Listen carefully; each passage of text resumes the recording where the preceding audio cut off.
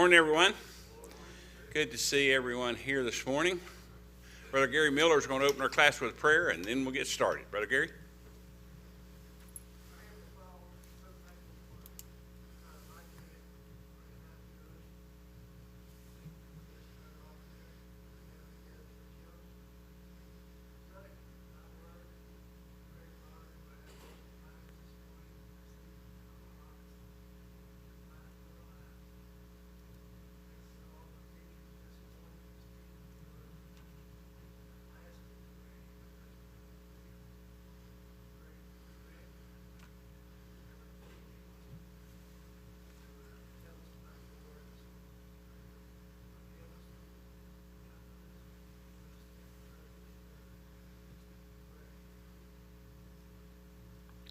Thanks, Brother Gary. We're in chapter 25 of Proverbs this morning, starting with verse 11. If you'd like to open your Bibles to that location. Proverbs 25, starting with verse 11.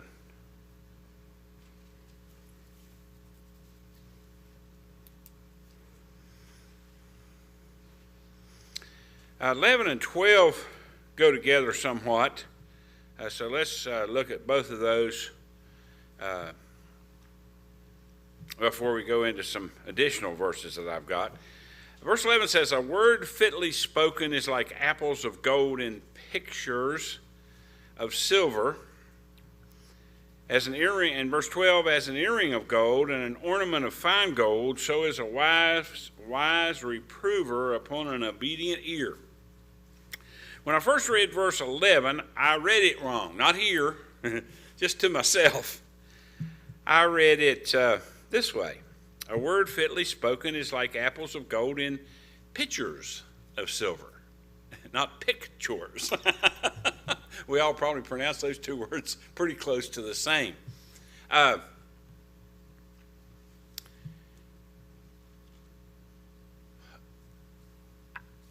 don't have any trouble with the first part of the verse about a word fitly spoken.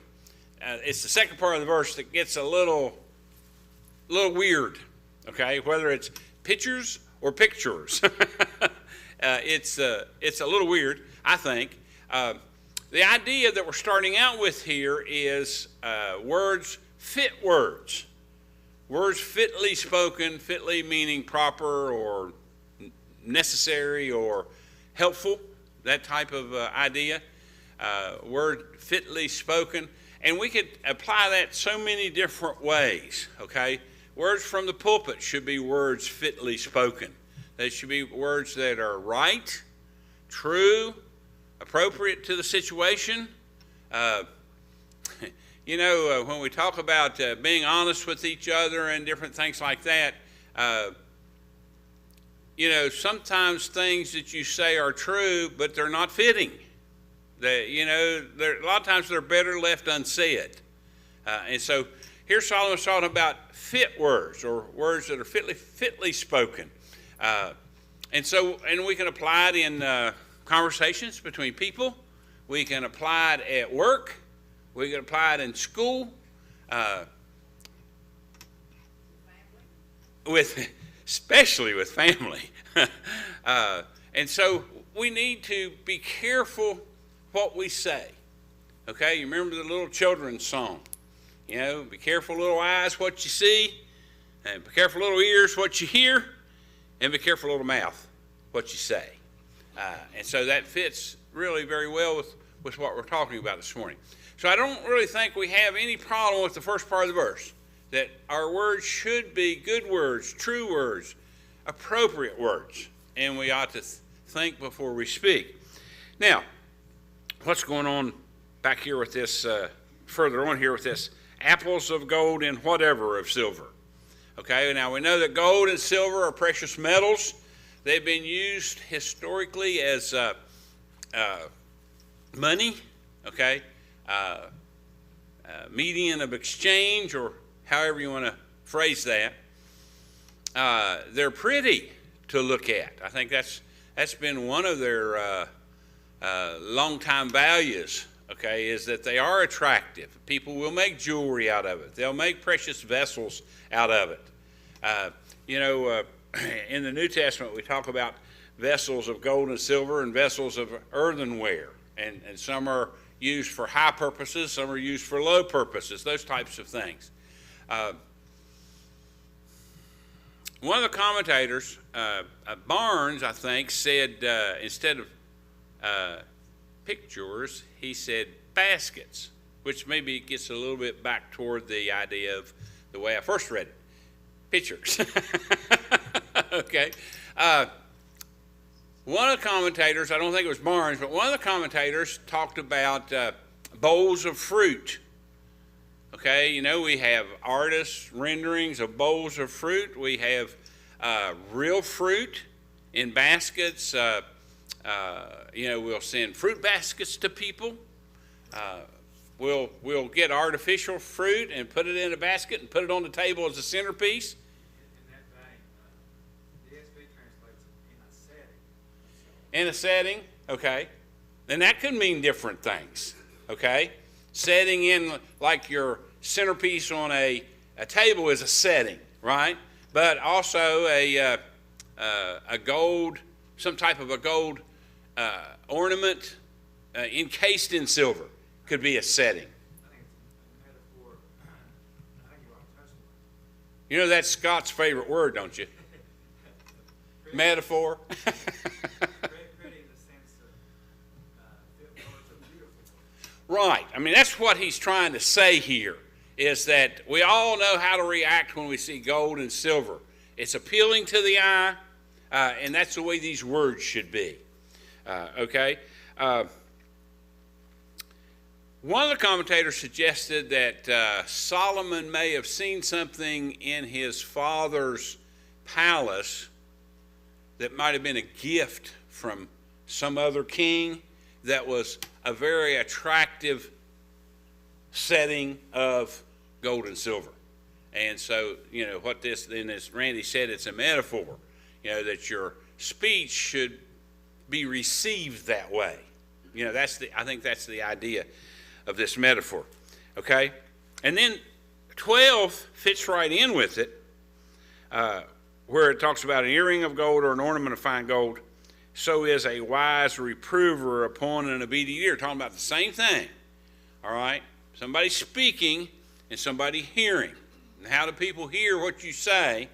And verse 12 kind of takes it a little bit further, okay? Verse 11 is kind of more general, talking about a word fitly spoken, but 12 brings in the idea of reproof, all right? The idea of teaching.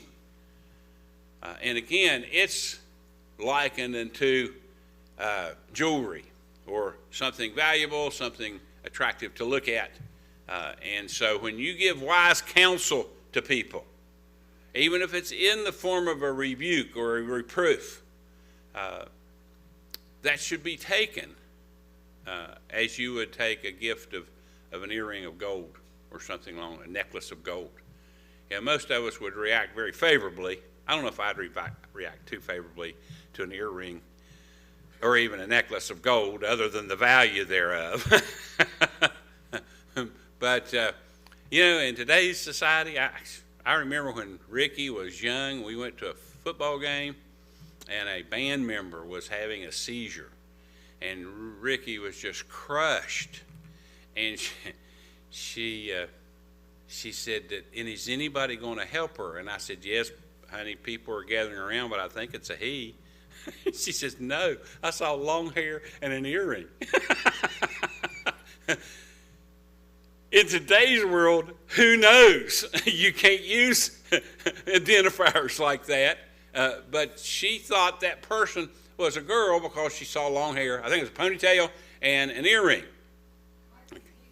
What's that? It might be neither.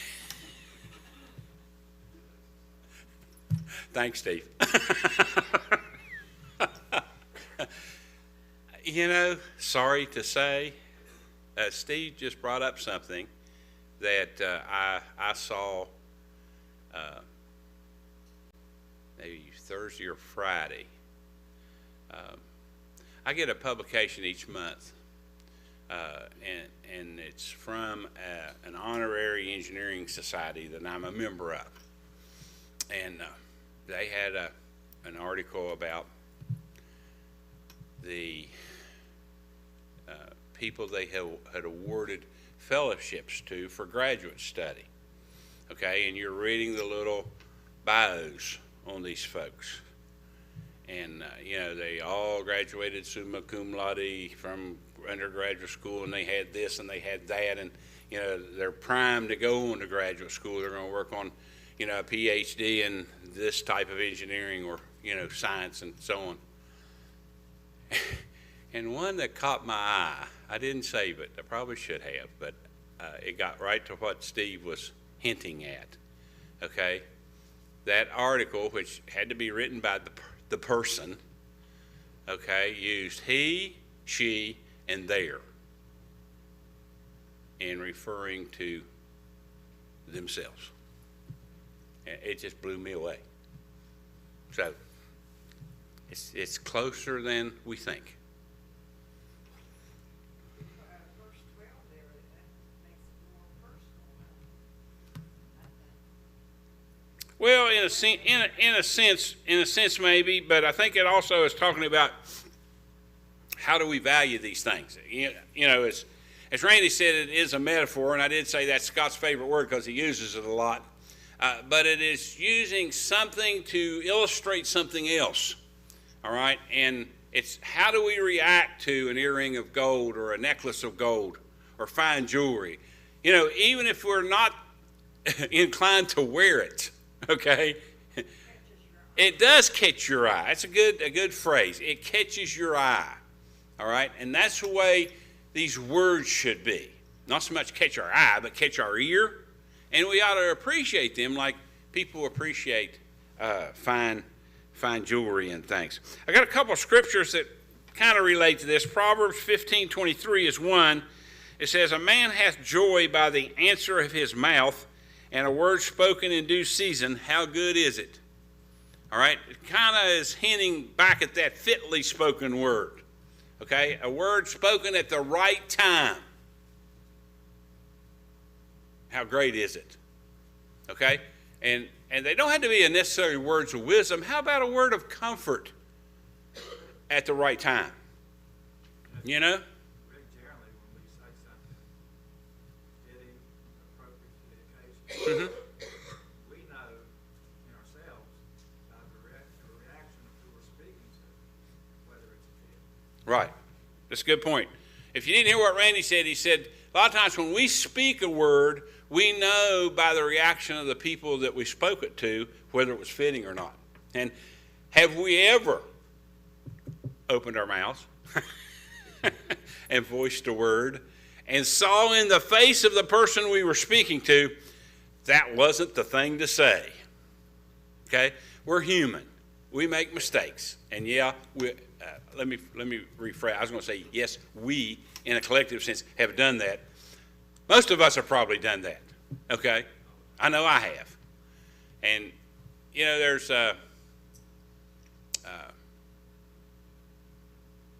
is a poem, I don't know who wrote it, but most of you are probably familiar with at least part of it. I shot an arrow into the air.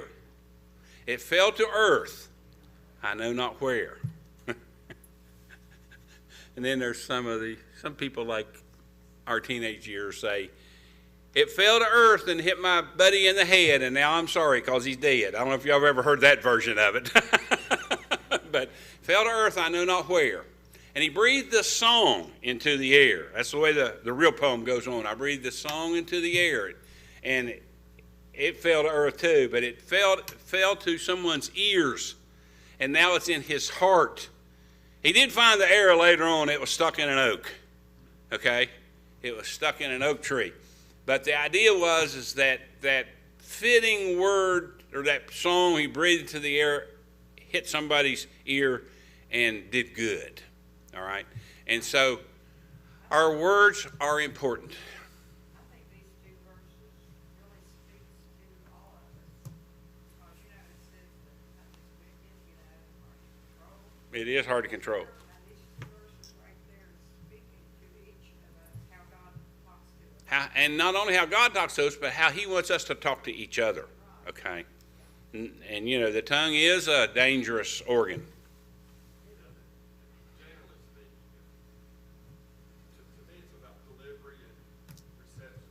Mm-hmm. the delivery of our words and how receptive we are to fit words.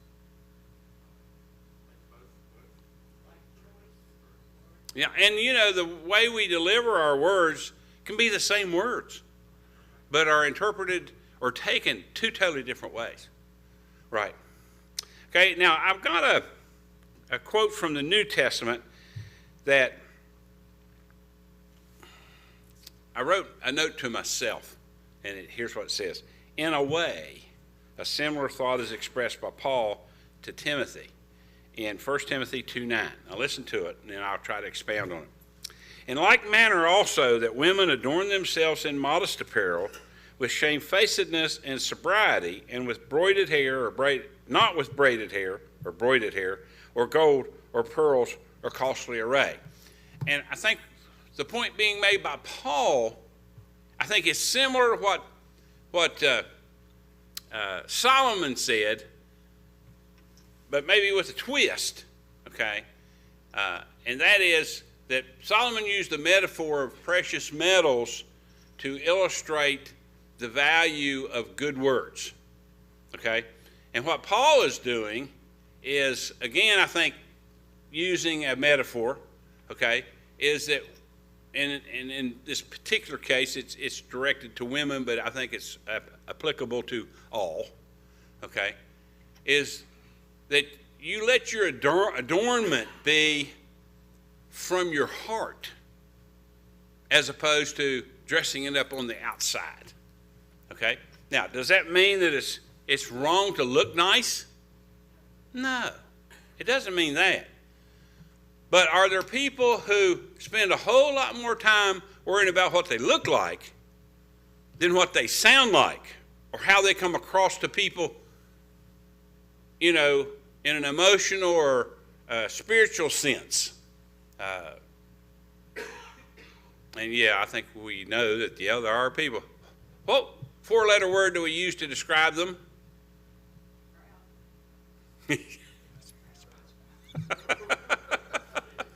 You're close. Vain. Okay, we use the word vain to describe the people that put a whole lot more importance on how they look physically than how they act mentally, spiritually, emotionally.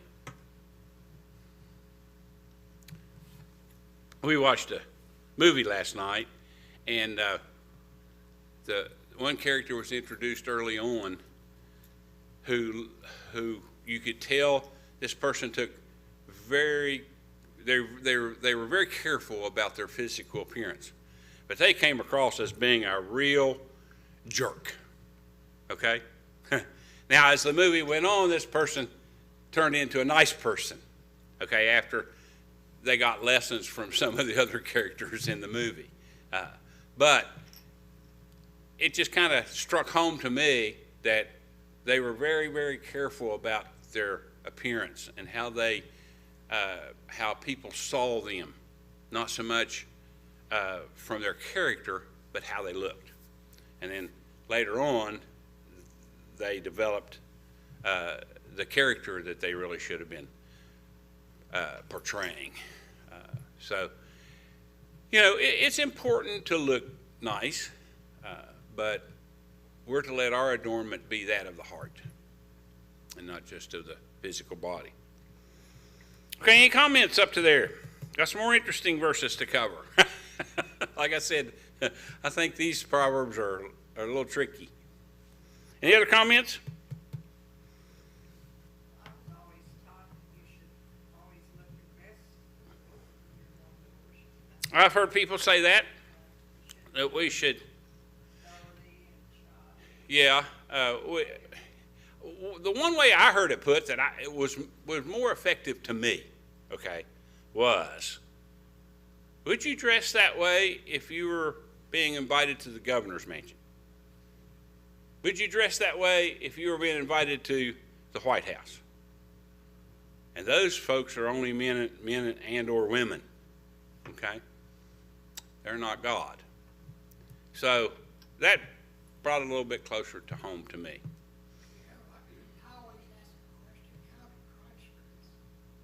He probably dressed like the normal folks of the day.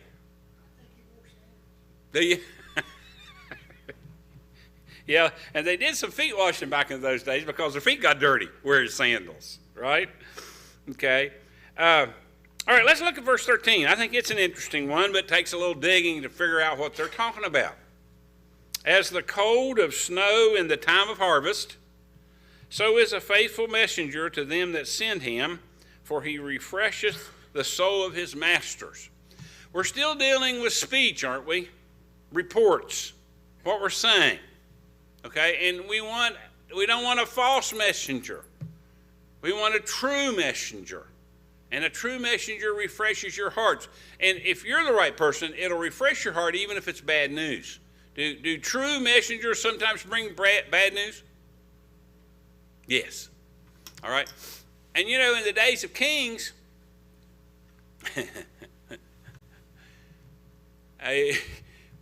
messengers did not like to bring bad news to the king because a lot of times they took it out on the messenger.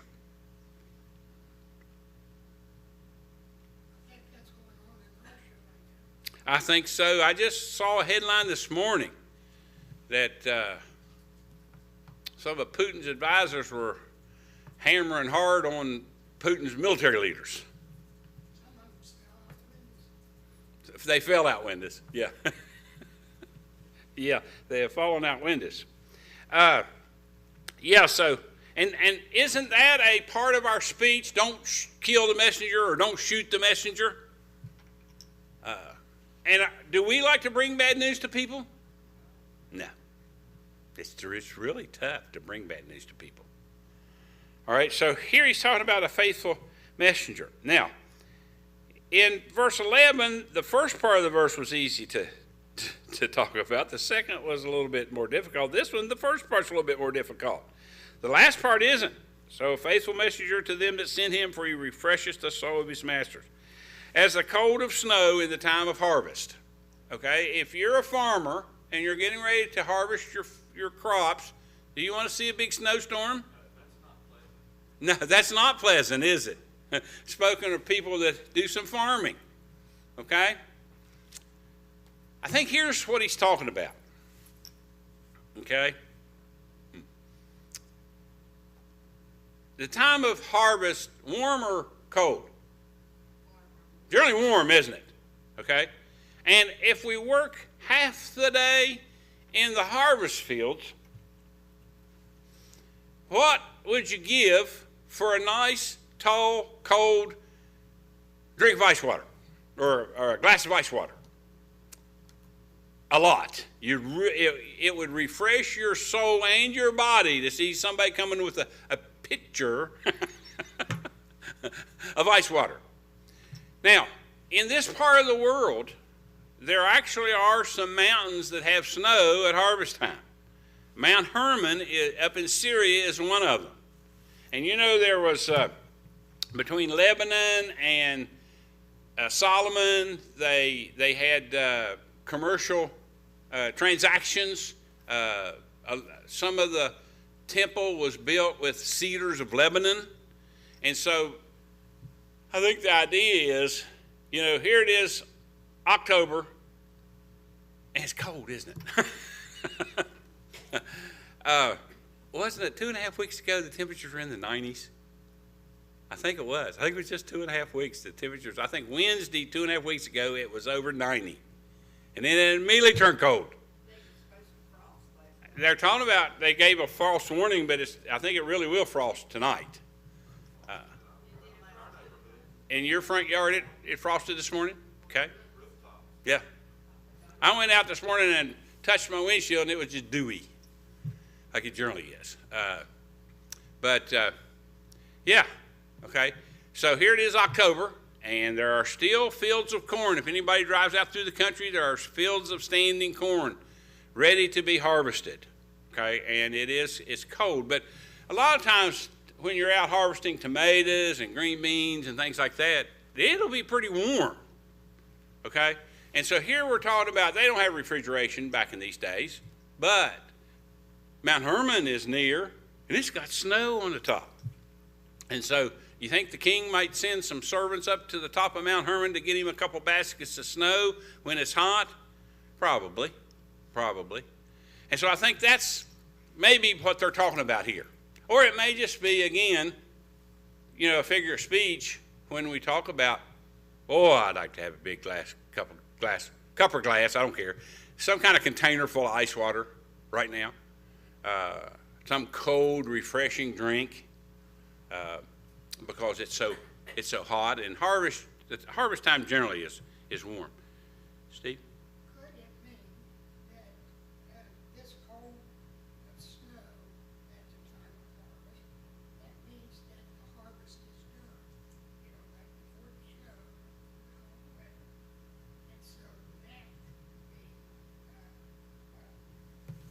good, refreshing time Sure. because the harvest Is finished. Okay, if you didn't hear what Steve said, he said, could this be referring to the idea that the snow is refreshing to the farmer because the harvest is done and the crops are in the barn?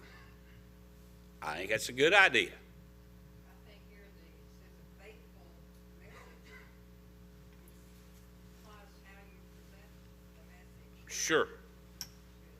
And that you know that you're getting the right information, the faithful messenger. And it's refreshing like this, either this cold drink or the refreshing idea that your crops are in the barn, let it snow, right?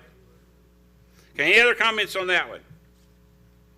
Because we're going to go in a little different direction now. Okay, verse 14 says, whoso boasteth himself of a false gift is like clouds and wind without rain. Okay, there are similar thoughts in the New Testament expressed in 2 Peter and also in Jude. Let me read these to you. 2 Peter 2, verses 17 and 18. These are wells without water, clouds that are carried with a tempest, to whom the mist of darkness is reserved forever. For when they speak great swelling words of vanity, they allure through the lust of the flesh, through much wantonness. Those that were clean escape from them who live in error. And then Jude, verses 11 through 13.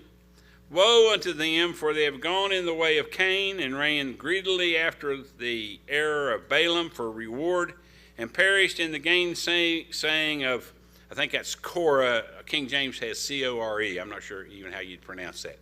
Corey or Core, maybe, I don't know. These are spots in your feast of charity, when they feast with you, feeding themselves without fear. Clouds they are without water, carried about of winds, trees whose fruit withereth without fruit, twice dead, plucked up by the roots, raging waves of the sea, foaming out their own shame, wandering stars to whom is reserved the blackness of darkness forever. Are Peter and Jude talking about nice people? No, they're not, okay?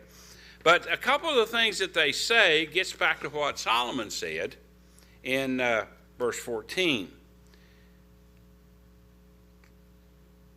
Whoso boasteth himself of a false gift is like clouds and wind without rain.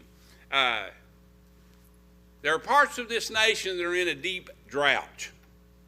And I'm sure that they will see, I don't think that they have 24/7, 100% blue sky. I'm sure clouds appear.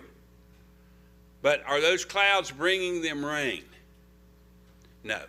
And they may look like they're going to bring rain. How disappointed are those folks who need rain desperately for the clouds to come in, and they're thinking maybe this time we'll get some rain, and they don't get any rain. Okay? And what Peter and Jude and Solomon are saying, that, again, it's a metaphor, okay, is that people who boast of things that aren't true are like these clouds that promise rain but deliver no water, okay? And these people that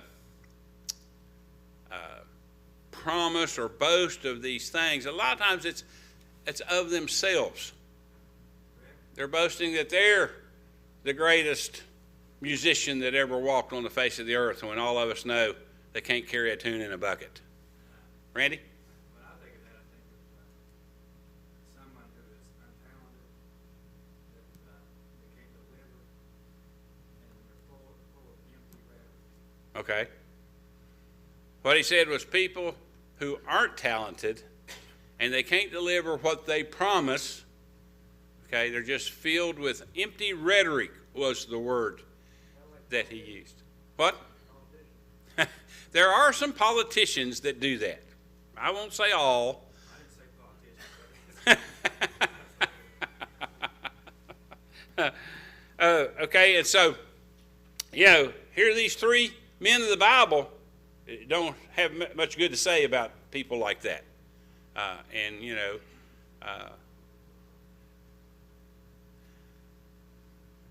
was going to say we probably all know some people like that. And, there are some times that we may have put ourselves forward a little bit more than we should have. That maybe you don't know that. Maybe you're putting yourself out as a knowledgeable person in an area that you really have limited knowledge. So, we're not to be that way. Say, what Proverbs is doing and what Solomon is doing through his Proverbs is he's again instructing his son how to live and how to live right. And the basic idea behind it all is live for the Lord, do what the Lord wants you to do. And these are just small parts of his wisdom and how we're to behave. And don't boast about something that you can't do, that you don't know. I'm sure we all have known people who have an opinion on anything. You bring up something, oh yeah, they've done that, they know that, they've done that. And it wears you out. Sometimes I'm guilty of it. Sometimes it wears me out. But no one knows everything, and no one is good at everything. you got to be careful about that. I've done it too.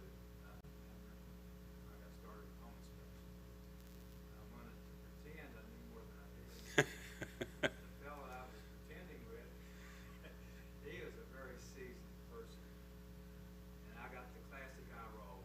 So you got to be careful. Especially when you're talking to someone who's very knowledgeable in that area. Yeah, classic eye roll. I like that. Oh no, here he goes again. So, in areas of religion, how do we avoid that? What's the 5-letter word this time? Bible. I'm testing everybody's spelling skills this morning. The 5-letter word I'm thinking of relates to the Bible. Study. Okay? Study to show yourselves approved. Okay? So study the Bible. 2 5-letter words. Study the Bible, and that helps you in all areas religious. Before you open your mouth, yes, Yeah. Yep. As I've often said, I've said 2 things. One's an old saying about, engage brain before putting mouth in gear. That goes back to the days of the stick shift. The young people today don't have any idea what you're talking about with automatic clutches, okay? But the other is, and I've said this before, is the reason God gave us 2 ears and 1 mouth is he wants us to listen twice as much as we speak. And if we do that, we'll save ourselves a lot of grief, because then we're less likely. So many times, if we'd listen to the second sentence somebody says, it might defer what we were just getting ready to say. Because a lot of times we'll take the first thing we hear and we'll make conclusions based on that, and then we want to chime in with our ideas. And if we just listen to the next thing the person was going to say instead of interrupting them, we might have said, oh, well, yeah, he's explaining a little bit better this time. And I don't think I want to say what I just got ready to say. that's Yeah, that's the old railroad sign, isn't it? Stop, look, and listen. We need to do that in so many areas of our life. Okay, any comments on 14? Any additional comments, because we've had several.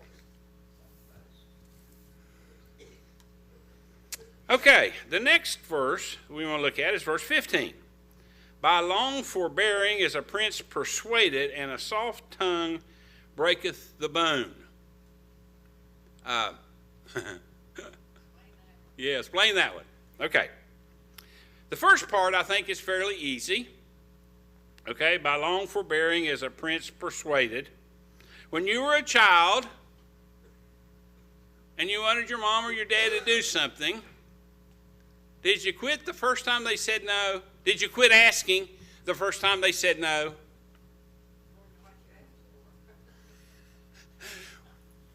We don't want justice, right?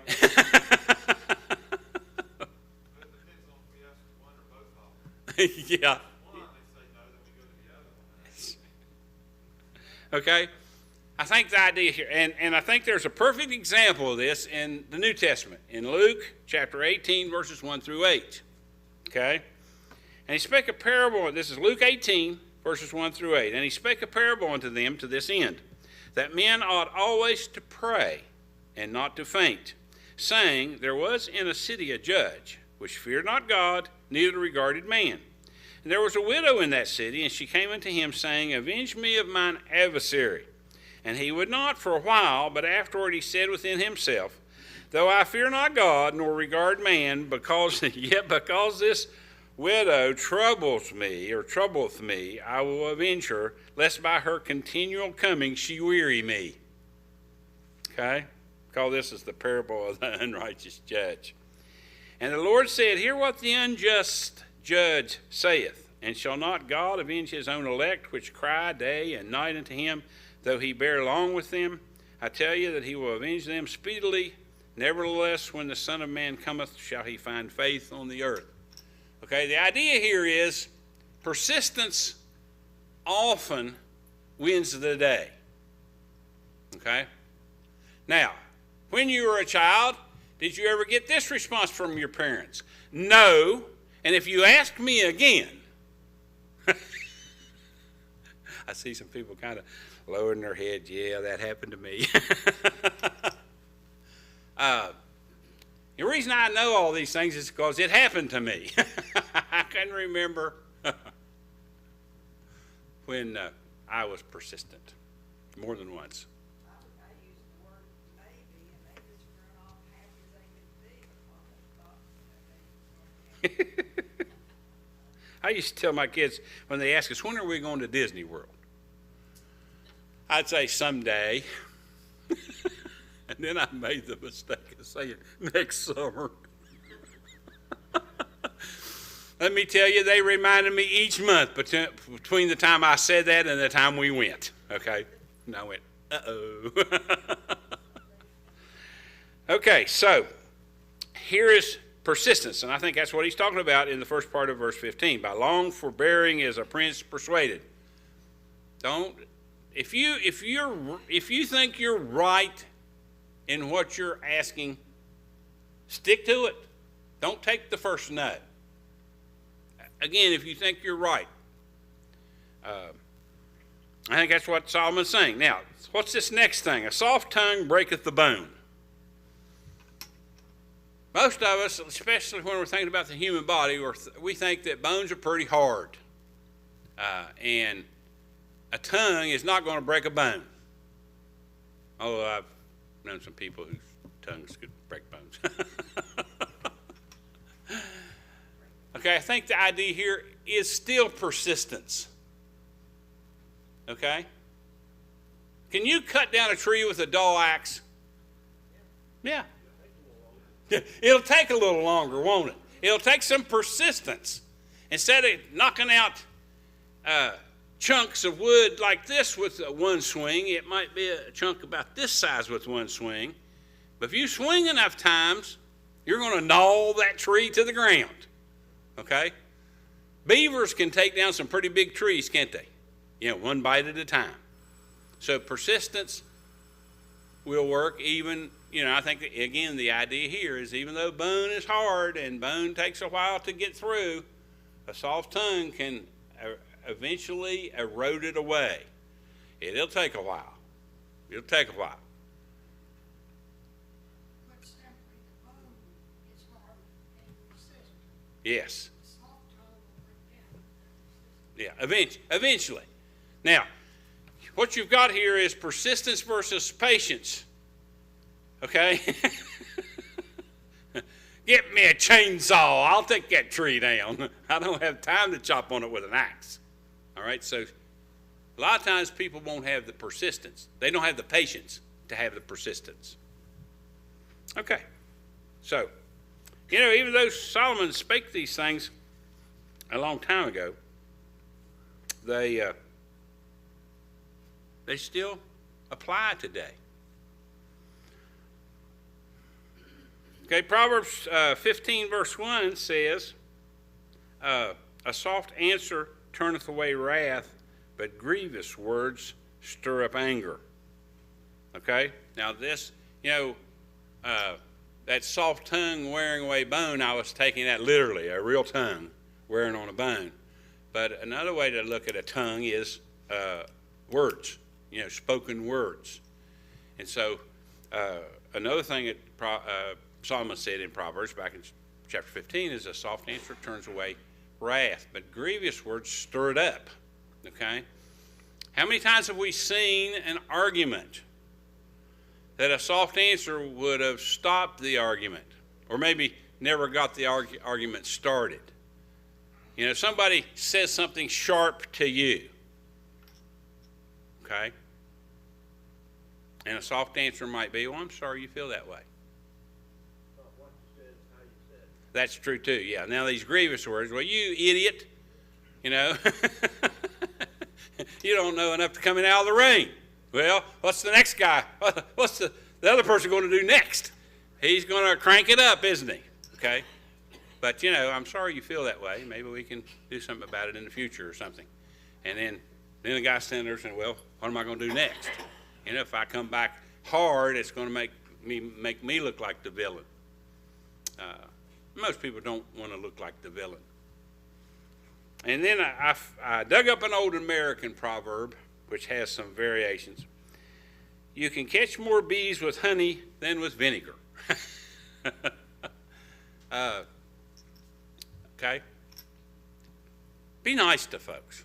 It generally will get you more than being mean to folks. We need that today, don't we? Yes, we do. Yeah, and we need it on a worldwide scale. It would be nice if we could get Zelensky and Putin together in a room, maybe. See if we could get some of these problems settled. 16 and 17 go together, and so many of our proverbs come from Proverbs. Okay, we've just taken a thought out of Proverbs and reworked it and put it in American language. Verse 16 and 17 go together. Hast thou found honey? Eat so much as is sufficient for thee, lest thou be filled therewith and vomit it. Okay? Have we ever overeaten at a meal? It was just so good, we just wanted one more bite, and an hour or so later we're sitting there thinking, ooh, I should have quit. I should have quit with that fourth piece of pie. Or something along those lines. Okay? So here the idea is using with honey. Back in those days they didn't have refined sugar, and I doubt that they had corn syrup, because corn was a New World phenomenon. But honey was a natural sweetener that they probably prized. And, if you got some honey, you found a beehive, and were able to get in there without getting trashed by the bees, and here you've got this honey, you just want to keep eating it. And what happens when you eat too much? Yeah, it can come up. 17 says, withdraw thy foot from thy neighbor's house, lest he be weary of thee, and so hate thee. What's the old saying? Yeah, don't overstay your welcome. Fish and visitors start to smell after 3 days. Have you heard that one? And there can be too much of a good thing. So, know when to stop. And I think that was the second bell, wasn't it, David? Which means it's time to stop. All right, I'll mark down verse 18.